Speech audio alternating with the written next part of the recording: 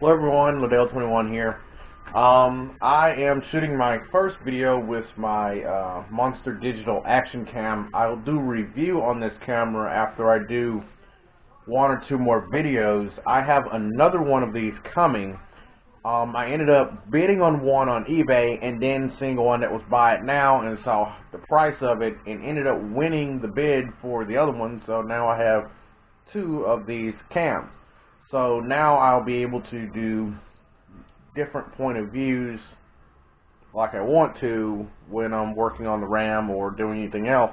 The only thing I'm having a hard time getting used to right now is the fact that how small this camera is. It's literally the size of the GoPro, and I'm not used to having something this small. Even my handheld small Canon camera is way bigger than this, and my drift camera is a lot bigger than this. But anyway, it's just a little update for. I'm going to kill myself over this. Just a little update on the RAM. Had an issue with parts with the body harness for the RAM. I now know why the harness for the airbag end of the body harness did not match. And I'll go outside and I'll show you that in just a second. But just for a quick update, I currently have the seats. The seats are clean. The center console's clean. This is the driver's seat. It's clean. That is a brand new battery. It's just been underneath that cover, and I have it out because I was replacing the body harness, and I found out why today, and then I went back to look and see the reason why. That is 8 quarts of transmission fluid that is specifically for my transmission. I have to go to the dealership and get the transmission pan. They called me. I have to go pick that up. I'll probably pick that up later on this week, maybe, because the other harness that I ordered for the body comes from a 2013 to a 2016 RAM, and I'll show you just a second what's the difference in between the two and why it's so important. But in case anyone wanted to know, inside of that box is the dash harness for this truck. I do know that's the right dash harness because that one is for a 2016 RAM. Alright, so I know that dash is the right one. The reason that I had an issue with the, gotta find the key. Okay, the reason I had an issue with that and why I have an issue now is quite simple. I had a rant, for a video that I did not complete. And the rant was about, I was watching videos with people on Copart, and people on YouTube that were basically going around looking at cars and not calling them the right thing, or not getting even the model of the vehicle or even the maker of the vehicle right. And I ran into that today, and oh god, I gotta get those up. My tools. Where are the other ones? Okay, where's the other big one? Oh, it's in my hand. It's in my hand. I'll put those up top. By the way, RAM, if you're watching, stop bolting the damn battery box to the underside of the frame. It is the most annoying thing in the world. It took me literally an hour to get the battery box out because there's no instructions anywhere on trying to get it out. And I'll explain. I broke one of the tabs because it was so hard to get out. Alright, but here's the issue. Alright, everyone knows this is the wire harness. This is the old harness. That is the new harness. Okay, everything in this harness has matched up except two things. One is these the airbag things, the airbag God, all the SRS system plugs were right except the ones that go up top. Alright, and then the issue at hand, alright, let's see, like, this is the outside of it, because here are the plugs that go to the fuse box. Alright, you follow the ones that go to the fuse box. The fuse box, you got two plugs that look exactly alike. Alright, one of these plugs go underneath the truck, along with the small one. That plug goes to your airbag, which is probably further back somewhere. Yeah, goes to your airbag. Well, not airbag, it goes to your impact sensor that goes to the front driver's side compartment underneath the fender.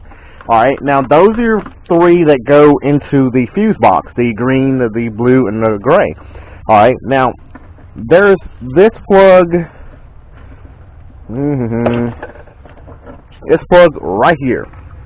Alright, this plug here, this plug's black.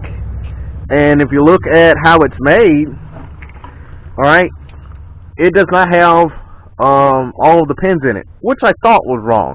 But this is the one that goes next to the fuse box. Alright, this is the one that I thought went to the fuse box, but this is the one that goes beside it. This is the one that goes underneath it. The one that goes underneath it, if you notice, only has two rows in it.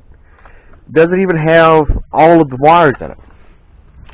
Alright, you come back, this is what I have right now. Yeah, this, alright, these extra tabs to bolt to the inside of the truck that goes underneath the frame. Dumbest idea ever. Dumbest idea ever. Alright, but, where is it? This plug here, that plug wire here is underneath the fuse box with the other green, blue, and the gray connectors. And then it has a gray connector with a pin on it. And it confuses you when you look at it, because where is it now? Okay, yeah. This plug here, yeah, that plug does not go where you think it does. It does not plug into that, and not only because it's not the same color. That plug-in goes to here. It goes to that harness that connects to your impact sensor. Well, that's what I just ran into, and I'll explain why I'm in this pickle. Alright? Alright, I looked up this harness. Alright, I looked at every aspect of this harness. Alright, like I said, everything on the harness matched up except that one plug. Alright, I was told by the dealership that the SLT will have one or two plugs that won't match up. But they do it all the time, but they don't have any problems with it. What was neglected to be mentioned was that if there's any plug on the major end of the wire harness that, I'm sorry if I'm a little jittery, it's really cold right now, it's like 33 degrees right now, and it's supposed to get down to like teens, but anyway, delivery manager, apparently I have something that is in the mouth, but they neglected to say that if there's any major connectors that are wrong, the harness won't work. Well, the person I bought the harness from does not know the difference between a 2013 Ram and a 2013 Ram carryover. The difference between the two is quite simple. A 2013 Ram carryover is a 2012 Ram that was built in 2012, but was built in late of that year, so it was carried over into being a 2000 and, hold on, I gotta turn off the TV, but was classified as being a 2013. That means a 2012 carryover, I might have just said 2013 carryover, but a 2012 carryover has the exact same wiring interior as a 2009 to a 2012. That means if you put on there that you have equipment for 2013, but it's a 2012 carryover, you have to mark that equipment down as a 2009 to a 2012, not a 2013, because the 13 that you got, because it's a carryover, has no parts that will carry over electronically from the 13 to 16 or 13 to 17 RAMs and the 2009 to 2012 RAMs. They're completely different. That's why those plugs don't match up, because they pulled it from a 2013 RAM, but they didn't show the ident sticker on the door panel. But they showed pictures of the truck.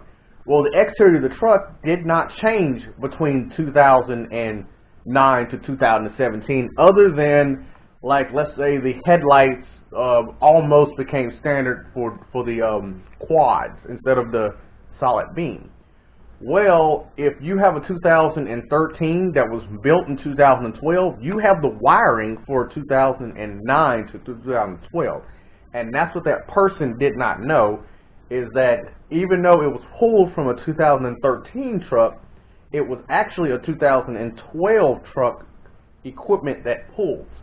So I just purchased the 2013 to 2016 harness, and I verified with them if the connector on the ends were the fuse box or the... That's another thing. I'll tell you that in a second. Well, actually, I'll save that for another vlog. How about that?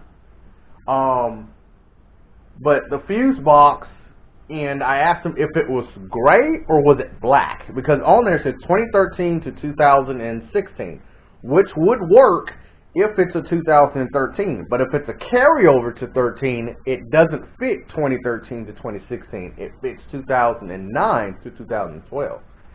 So I'm in the hole again. I have to wait for it to come. I asked for them to ship it. They were a local only pickup, and they're in California, and I asked them if I would pay full price for it if they would send it to me as fast as they could. And they sent it priority, which is like 1 or 3 business days. So that'll be here hopefully at the end of this week, and I can get the electrical done and see what actually is wrong with the truck. So far, I'm really in the hole with people not knowing what they're trying to sell. They label it as one thing, but it's not what they think it is. So when I get it, I find out it's the wrong one. Not working out. But I do know the dash, like I said, the dash harness is the right one. The dash harness is from a 2016 RAM. The only difference is that RAM is a 4-wheel drive, and mine's a 2-wheel drive, which does not matter. The connector is still the same as far as the, for all the electrical interior is the same. Even the body is the same. The only difference would be your chassis harness and your engine harness, because you'll have 4-wheel drive stuff in it. But other than that, everything is the way it's supposed to be. I just have to wait for that harness to come in and hope I can get this behind me. So far, I have not had any issues with Copart as a whole, as far as getting the vehicle from Copart, except the damage from the, which I think I can actually show you. I don't want to go back outside. You guys are making me go back outside. The damage from the handbrake, because they didn't know how to disengage it. The handbrake, which is there, which is why when you pull the handle, sorry about that, which is why when you pull the handle, it does nothing. Well, when you step on it, it does nothing, because they damaged it. Which, I mean, it's kind of expected. Anything undercarriage would be expected to be hurt.